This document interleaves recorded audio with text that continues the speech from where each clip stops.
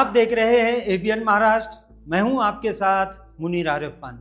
नाजरीन, औरंगजेब रहमतुल्लाह अलैह पर अबू आसिम आज़मी की जानिब से दिए गए बयान के बाद गुज़िश्ता 2 दिन से न सिर्फ महाराष्ट्र की सियासत में एक तरह का उबाल आ चुका था, बल्कि महाराष्ट्र की असम्बली में जारी बजट इजलास के दौरान भी ये मामला हंगामा खेज होता गया।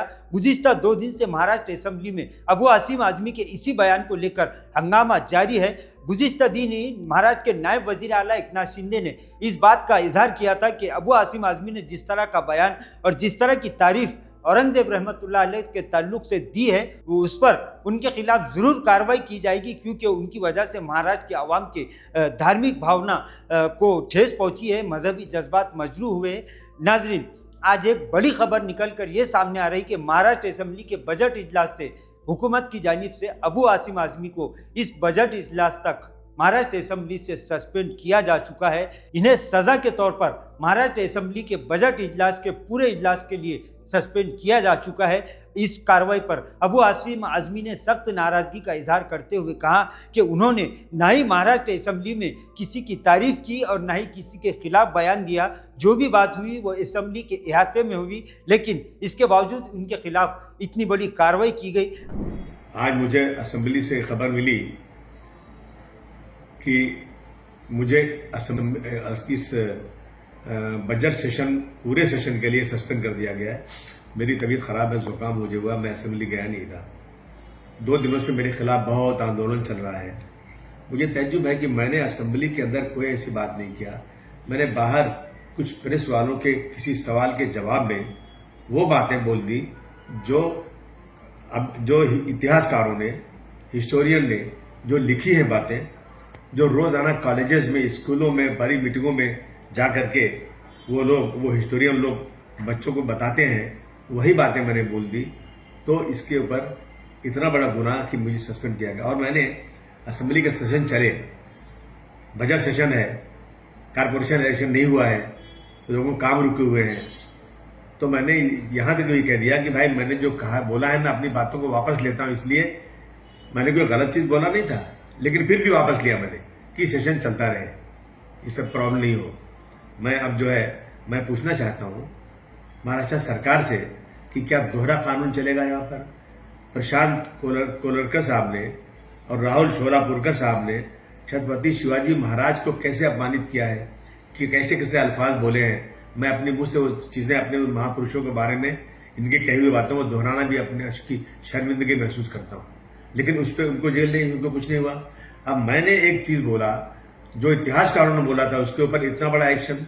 देखिए, अबू आसिम का मतलब कि मेरे पीछे 5 लाख जनता है और इस जनता के कामों को लेकर असेंबली में मुझे बात करना, डेवलपमेंट की बात करना, फंड की बात करना, ये सब रह गया। आपकी बात आपने रोक दिया इसको।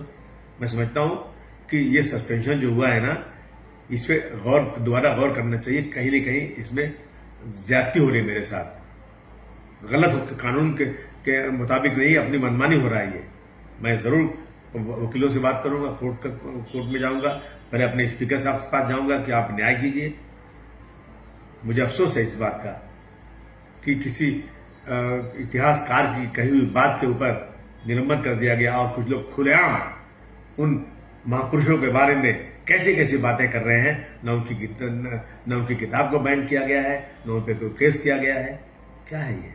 नाज़रीन, एक तरफ बीजेपी और शिवसेना के एमएलएस की जानिब से अबू आसिम आज़मी के इस बयान को लेकर गुज़िश्ता 2 दिन से पूरे महाराष्ट्र में एक तरह का हंगामा जारी है, तो वहीं एक और चौंकाने वाली खबर निकलकर ये सामने आ रही है कि एक ऐसा बयान सामने आया है जिसके ताल्लुक से महाराष्ट्र के अवाम में एक तरह की बेचैनी पाई जा रही है। साबिक़ रुकन पार्लियामेंट और मजलिस इत्तेहादुल मुस्लिमीन के महाराष्ट्र के सदर इम्तियाज़ जलील ने इस बयान को लेकर अबू आसिम आज़मी पर एक बहुत बड़ा आरोप लगाया है। इम्तियाज़ जलील का कहना है कि एक ऐसे इजलास के मौके पर, यानी बजट इजलास जारी था, कई मसाइल महाराष्ट्र के अवाम के इस मौके पर उठाए जाने चाहिए थे, लेकिन औरंगजेब रहमतुल्लाह अलैह का मुद्दा उठाकर एक तरह से अबू आसिम आजमी ने बीजेपी की मदद की है, फडणवीस सरकार का साथ देने की कोशिश की है। बघा, अबू आसिम सारखे जे राजनीतीमध्ये लोक आहे, कोट्यवधी रुपयाची त्यांची प्रॉपर्टी आहे, ते वाचवण्यासाठी त्यांनी मागच्या महाराष्ट्र विधानसभेमध्ये कशा प्रकारचे सुपारी घेऊन भारतीय जनता पार्टीला मदत केली होते हे जगजाहीर झालेलं आहे।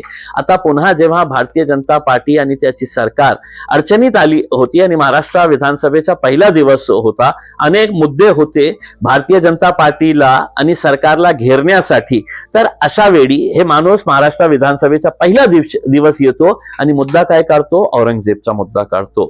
ते अशा प्रकारचं वक्तव्य करून ते सामान्य मुस्लिम जे लोक आहे त्यांना किती त्रास सहन करावा लागत आहे, छोट्या छोट्या गावामध्ये कशा त्यांच्यावर प्रेशर येतो अशा प्रकारचं वक्तव्य केल्यानंतर। पण हे सगळं माहीत आहे की त्यांची जवळकी कोणाच्या सोबत आहे, म्हणून ते मुद्दा काढला। त्यांना खऱ्या अर्थाने मुस्लिम समाजाचे काही देणं घेणं असेल तर अहमदनगर सारख्या एका गावामध्ये ग्रामपंचायतने ठराव पास करलेला आहे की आमच्या यात्रामध्ये मुस्लिम समाजाला बंदी घालण्यात आलेली आहे, त्यांना प्रवेश बंदी देण्यात आलेली आहे। हे मुद्दा महाराष्ट्रासाठी महत्वाचा आहे की 400 वर्षापूर्वी काय झालेला आहे ते मुद्दा महाराष्ट्रामध्ये विधानसभामध्ये काढणं म्हणजे। म्हणून मी हे अबू आसिम सारख्या नेत्यांना जास्त महत्व देत नाही आहे, कारण महाराष्ट्राला माहित पडलेलं आहे की हे माणूस कुणाच्या जवळ आहे। आणि समजा त्यांनी देवेंद्र फडणवीस आणि भारतीय जनता पार्टीची मदत केली नाही तर त्यांच्याकडे खूप मोठी फाईल्स आहे अबू आसिमची। त्यांचे कनेक्शन्स कुठे कुठे होते, कशा प्रकारचे होते, त्यांची प्रॉपर्टी कशी आहे, कुठे कुठे प्रॉपर्टीज आहे, ईडीसी नोटीस त्यांना देण्यात आलेली आहे, हे सगळ्यांना माहित आहे। म्हणून त्यांना नाइलाजाने त्यांना मदत करावंच लागत आहे।